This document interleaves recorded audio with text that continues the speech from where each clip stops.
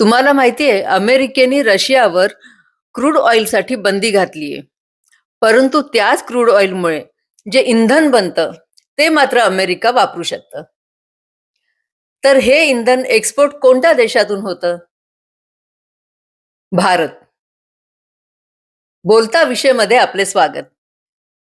तर भारत हे रशियाकडून क्रूड ऑइल घेतं, रिफायनरीमध्ये त्याचं पेट्रोल आणखीन डिझेल वगैरे बनवतं आणि ते पेट्रोल आणि डिझेल हे अमेरिकेला एक्सपोर्ट करतं. आता तुम्ही म्हणाल, की एवढा प्रगत देश अमेरिका, पण तिथे काय रिफायनरीज नाहीत का? अर्थात आहेत.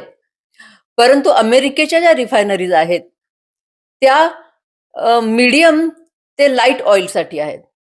आणखीन भारताच्या ज्या रिफायनरीज आहेत, त्या हेवी टू मीडियम ऑइलसाठी आहेत.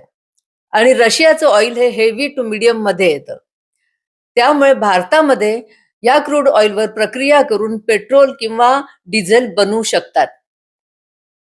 भारताची रिफायनरी ही मोठ्या रिफायनरीजमध्ये म्हणजे जगातल्या सगळ्या ज्या मोठ्या रिफायनरीज आहेत त्याच्यामधली एक मानली जाते. सध्या तरी भारताला याचा खूप फायदा होतोय.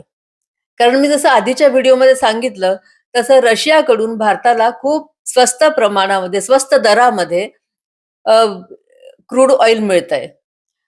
आणि शिवाय एक्सपोर्ट सुद्धा केलं जातंय अमेरिकेमध्ये. त्यामुळे नक्कीच भारताला खूप फायदा होतोय. परंतु मजा आहे की नाही, म्हणजे अमेरिकेने रशियावर बंदी घातली आहे रशियाच्या ऑइलसाठी. परंतु त्या रशियाच्या ऑइलवर, क्रूड ऑइलवर जेव्हा प्रक्रिया होते आणि जे प्रॉडक्ट बनतात, ते मात्र अमेरिका वापरू शकते. ह्याला म्हणतात बिझनेस आणि पॉलिटिक्स. तुम्हाला माहिती होतं का हे? किंवा तुम्हाला ह्याच्याविषयी काय वाटतं? हे तुम्ही कमेंटमध्ये नक्की सांगाल. आज एवढंच. Thank you.